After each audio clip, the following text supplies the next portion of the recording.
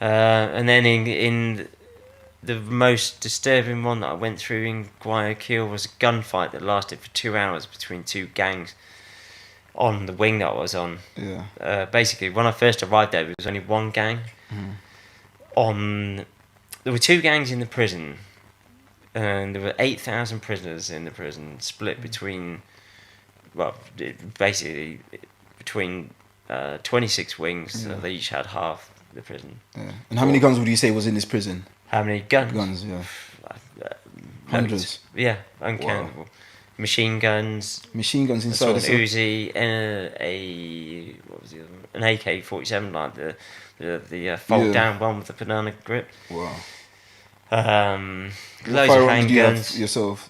Well, we had a revolving Quito, a 32 Colt, and then in Guayaquil a Colt 45 semi-auto, which was quite nice.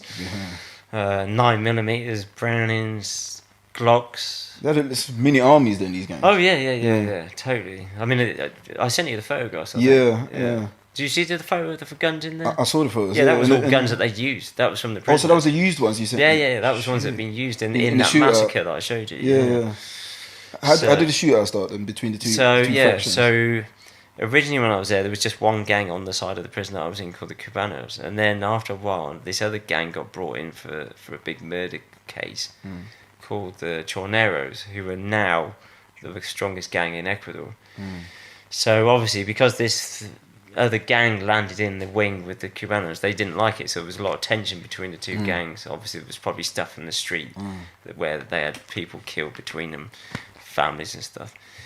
So I became very friendly with the Chorneros. Was that the original gang? No. Oh, so that's the new gang that's coming to take over now. Because they were a lot more sophisticated, a lot more, better educated, just nicer, greater people. Nice, greater killer. Nice, a strong word, yeah. But more like your type in terms of dealings. Yeah, exactly. It was more structured. So, basically, after a while, they ended up in charge of the wing, and they put me in charge of selling all the cocaine on the wing and the wing above. So, I was very close to them. I used to cook with the guy, the main boss, the main gang leader, or the boss of them, sorry.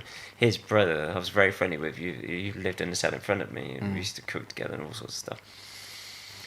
So anyway, the other gang were pretty annoyed about all this. So they sent in... the fact that you were working for the... No, the fact that they were running this wing now and starting to have influence in the prison. So they sent in a team of killers to take them out, basically.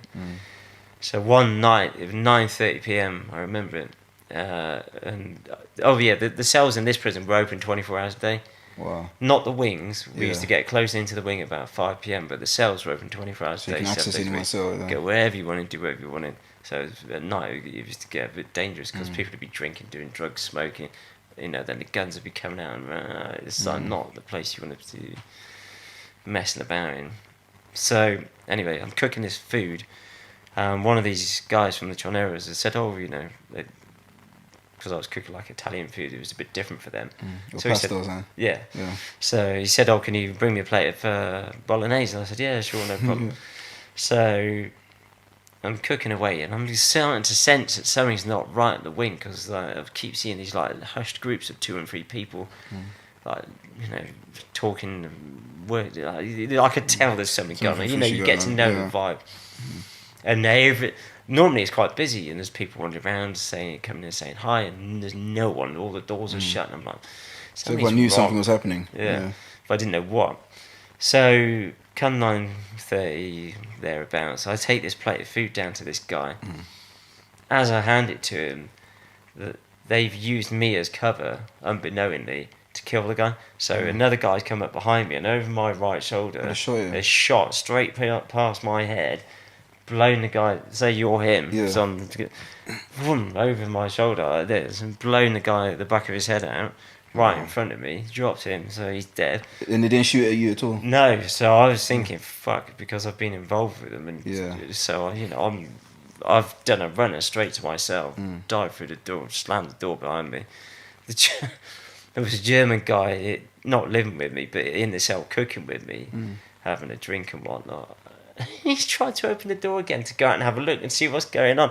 And his name was Peter as well. And I said, Peter, what are you doing? I grabbed him back in. There's bullets bouncing off the walls by this point. Wow. Not. So now there's an all-out shootout between the two gangs. So everyone's come out. The boss is obviously heard because his cell was right next door to the first guy that got killed. That's the brother of the boss, right?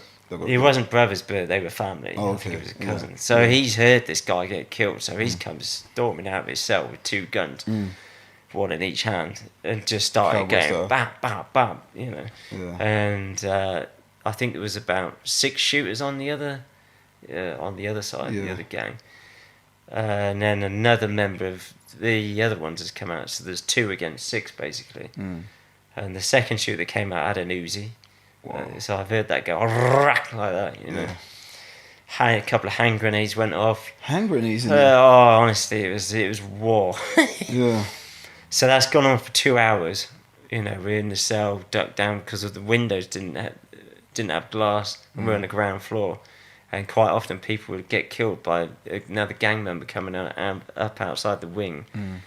And shoot through the window. They would shoot through the window and kill people from outside. Oh, okay. Because say the doors locked and they couldn't get them through the wing. Yeah. They'd come round and shoot through the window because there was no glass and just like raidings, just because it's hot there. Yeah.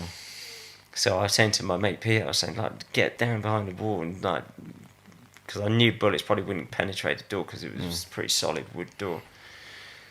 But I was worried that they might put a grenade below the door out, and I was thinking any minute now they're going to be coming for me because I was sort of almost part of that gang, associated by selling coke from. Like I could hear bullets impacting the door and other things being thrown around and things. Oh, it's just a nightmare. That lasted for 2 days. 2 hours. Oh, 2 hours, sorry. Yeah. That's long enough. That's long, yeah. No, we've gone for it. Yeah. And in an enclosed space like that as well. I mean, the sound, it was so loud. I mean, my right ear was. I couldn't hear anything then anyway because of that shot. Yeah. I was totally deaf for about 2 months in that ear. How did it end up like seizing in terms of the it's gone on for about 2 hours, and then the police, what they would normally do is they just wait until the ammunition ran out or so they'll leave them to shoot themselves out? Yeah, just leave it to go on. So they've waited the 2 hours, it's calmed down, and then they've come in and tortured everybody for another 2 hours afterwards, and it was just...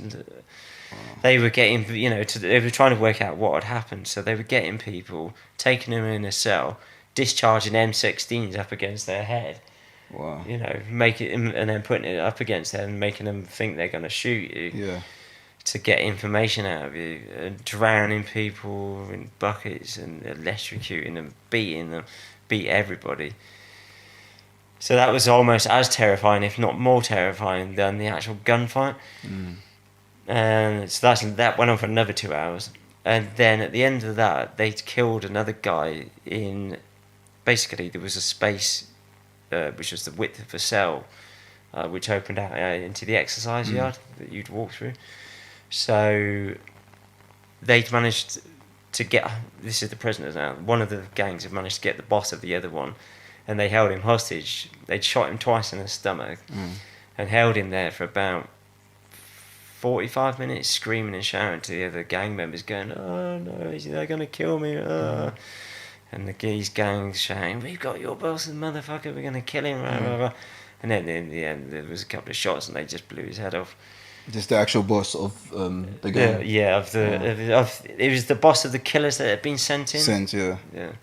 So what they did was they rounded us all up, about 120 of us, and pushed us into this space where he'd been killed, which was just full. I mean, imagine the space, say this from where my hand is to the wall, and about the length of the room.